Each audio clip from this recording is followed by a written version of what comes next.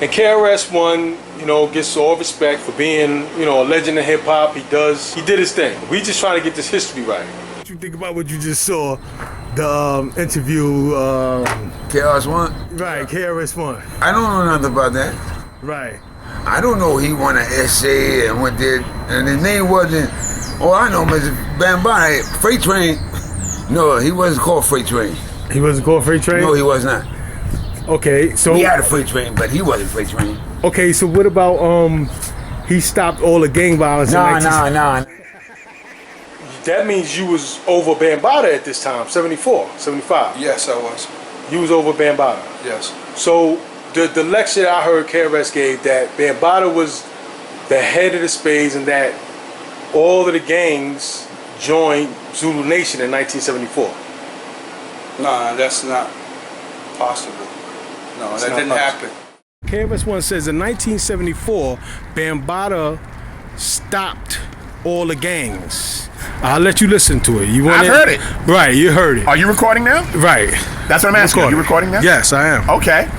I've heard KRS's thing. Right. Bullshit. It's bullshit. I mean, you don't know what he's talking about. And here's the thing. What I have seen is people want to romanticize and glamorize the origins of what came to be hip-hop.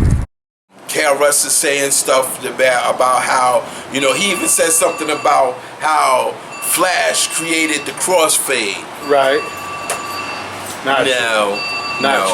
D had a crossfade, a GLI crossfade back in the day. When you heard Flash was after 75, 76. Right. And we have been already, that was the second generation. And you know what's interesting about that? If KRS-One says... First of all, he was never there. Who, KRS-One? Yeah. He was a little too young. Yeah, he was never none of that stuff. Right. I'll tell him to his face, I'll tell you to your face, you weren't there. You weren't there in there. You weren't at the 371 Club. You wasn't in Stevenson. You wasn't at 123. You wasn't there. Right. How you gonna know? You wasn't there. Right. He wasn't there. I never seen you. Right. People seen me. Everybody seen Booby. Unity, basically how to properly document hip-hop, and we were realizing that in order to properly document hip-hop for the future, we also have to understand how we have been documented as a people and why that has caused such a dysfunction when it comes to respecting each other's perspectives and contributions within hip-hop. So that's what I'm taking from this. There's quite a few other things that were brought up. Anyone else want to bring something up? I'll jump right in. This was a historical meeting. We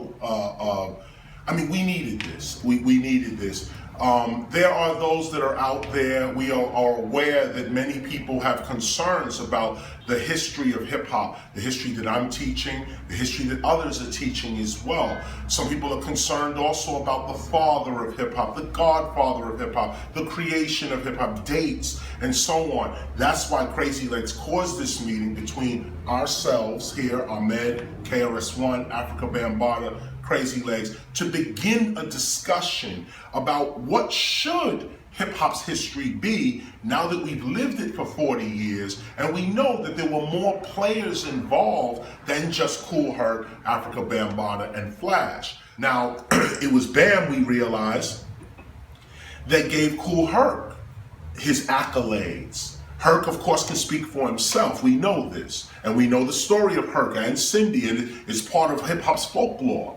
We know of Grandmaster Flash's story. I still stand by the fact that Flash invented the crossfader. But we can, of course, debate that, and this is what history is really all about, because some of what was said even to me was wrong. So now that we have a 40-year history, now we're looking back on it. Ahmed, scholar, been there from the beginning. He now can bring forward the other members that are now coming to him. Disco King Mario, if I may respectfully call your name. Cool D. Cool D. These are other figures that were left out of hip-hop's history because our history was basically documented through rappers, rap artists, and videos and fanzine magazines, as Legs, as you pointed out.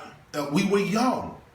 Hip hop was happening. We are hip hop. So we wasn't documenting ourselves. We were being ourselves. But now we're all men. We're all women now. We're all adults, parents. We're all professionals now. And it's time to get hip hop's history straight.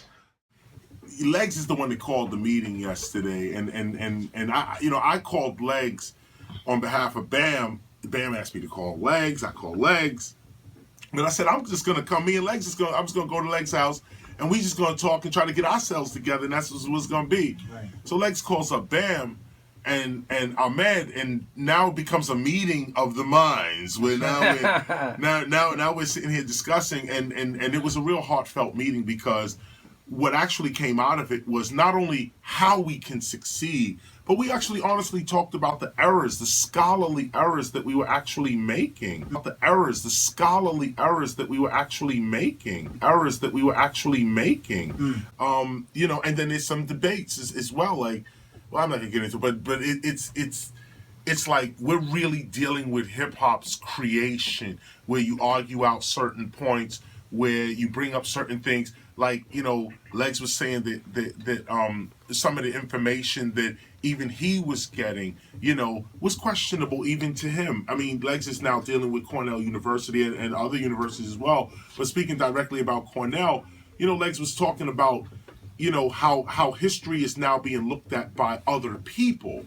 And they're trying to add up what years, what went down. They're trying to add up what month, what went on. And that's real scholarship. So it's like now hip hop is leaving the realm of folklore, which is what we've been living off of for so long. The basic story: Cool Herc, 1520, Sedgwick Avenue, Africa Bambaataa, 1974, Grandmaster Flash, cutting, mixing, scratching, Sugar Hill, Run DMC, Golden Era, Marley Marchand, we go on. This is the folklore. Now we're talking about, well, wait a minute, was there more people there than Herc?